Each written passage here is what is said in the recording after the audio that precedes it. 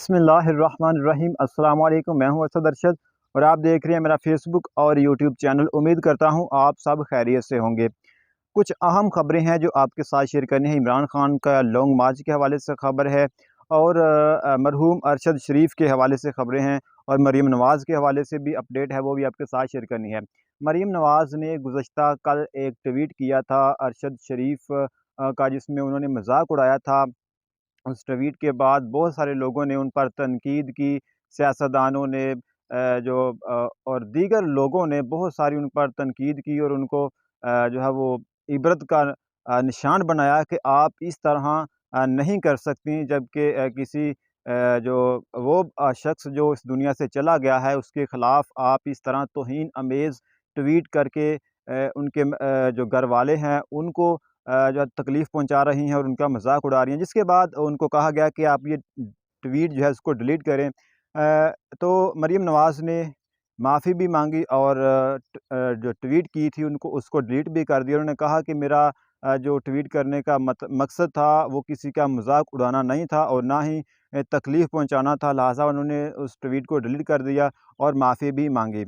नाज़रीन, दूसरी खबर यह है कि अरशद शरीफ भाई का जस्द खाकी गुज़श्ता रात इस्लामाबाद एयरपोर्ट पहुंचा था, जिसको उसके अहले खाना ने वसूल किया। वहाँ बहुत सारे लोगों की और तादाद भी मौजूद थी जिन्होंने अरशद शरीफ के जस्द खाकी का इस्तकबाल किया।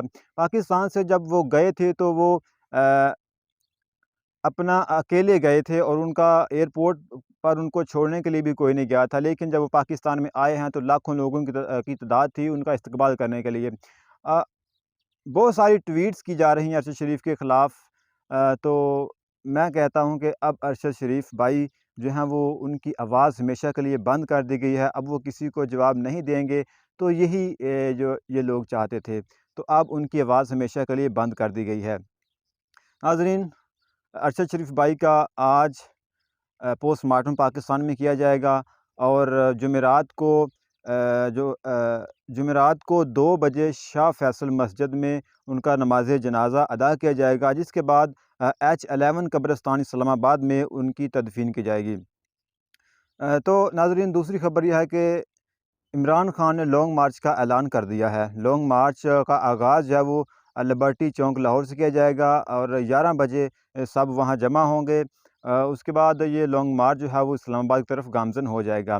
इमरान खान ने यह भी कहा है कि पंजाब में नून लीग का मुकाबला करने के लिए तैयार हूँ और इसके अलावा उन्होंने आसिफ अली ज़रदारी को चैलेंज किया है। उन्होंने कहा है कि सिंध के अंदर भी मैं आसिफ अली ज़रदारी को जो है वो हराने के लिए बिल्कुल तैयार हूँ।